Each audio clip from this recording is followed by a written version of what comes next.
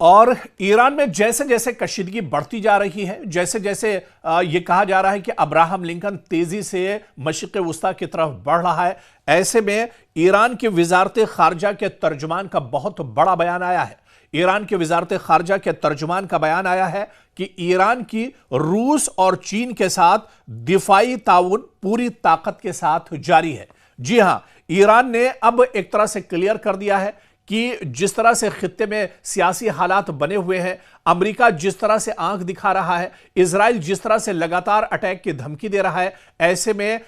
Iran लगातार रूस और चीन के राब्ते में है। ईरान लगातार रूस और ईरान के संपर्क में है। यानी अगर कोई नापाक हरकत अमेरिका या इजराइल की तरफ से की जाती है तो ईरान भरपूर जवाब देगा, और यह जवाब सिर्फ ईरान इस बार तनहा नहीं देगा, बल्कि अमेरिका यह जान रहा है, इजराइल और बिन्यामिन नेतन्याहू भी यह जान रहे हैं कि इस बार दुनिया की दो बड़ी ताकतें, दो सुपर पावर, चाहे चाइना हो या फिर रशिया, ये दोनों ईरान के साथ खड़े हैं। और इस बीच जो बड़ी खबर आई है, जिसकी जानकारी हम आपको दे रहे हैं, बड़ी खबर है कि ईरान के वजारत खारजा के जो तर्जुमान हैं, स्पोक्स पर्सन हैं, उन्होंने बाकायदा यह बयान दिया है कि ईरान के रूस और चीन के साथ दिफाई ताउन पूरी ताकत के साथ जारी है। यानी इन मुश्किल हालात में रूस और चीन पूरी ताकत के साथ ईरान के साथ खड़े हैं, और जो डिफेंस ताउन है, जो दिफाई ताउन है, जो दिफाई मदद है, वो पूरी तरह से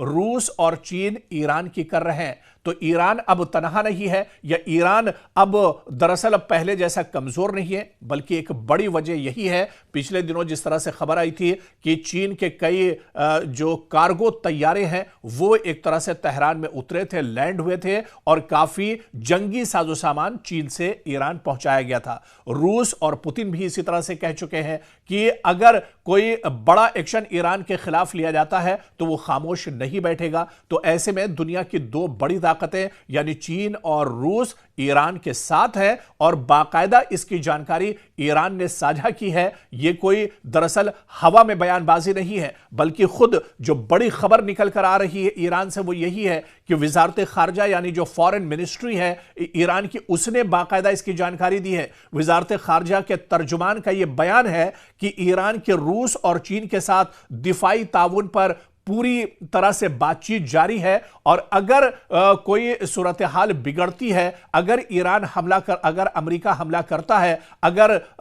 इजराइल की तरफ से कोई नापाक हरकत की जाती है, तो फिर उसका मुंहतोड़ जवाब दिया जाएगा। क्योंकि इस बार ईरान मैदान में अकेला नहीं है, बल्कि इस बार ईरान के साथ दो बड़ी ताकतें खड़ी हैं, और वो बड़ी ताकतें हैं चीन और रूस, और उन्होंने हरी झंडी एक तरह से दिखा दी है कि वो पूरी तरह से जो डिफेंस ताउन है, जो जंगी साजो सामान है, वो तमाम उसके साथ एक तरह से ईरान के साथ खड़ा है, और अगर अमेरिका कोई नापाक हरकत करता है तो उसे मुंहतोड़ जवाब दिया जाए। और आप देखिए कि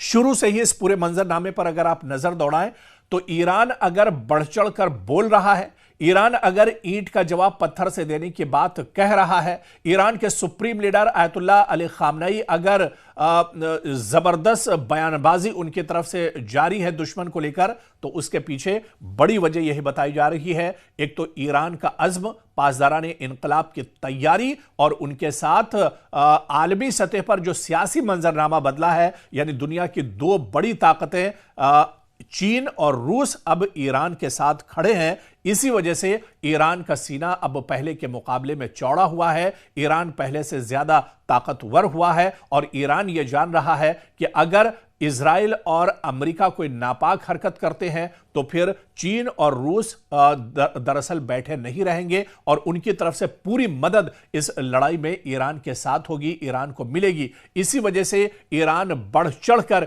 इस जंग में एक तरह से खड़ा है। ईरान अब बैकफुट पर नहीं है, बल्कि फ्रंट फुट पर आकर इस जंग को लेकर, इस कशीदगी को लेकर एक तरह से बयान दे रहा है, और फ्रंट फुट से लेकर एक तरह से अमेरिका पर अटैक करने के लिए, अमेरिका के जो एयर बेस है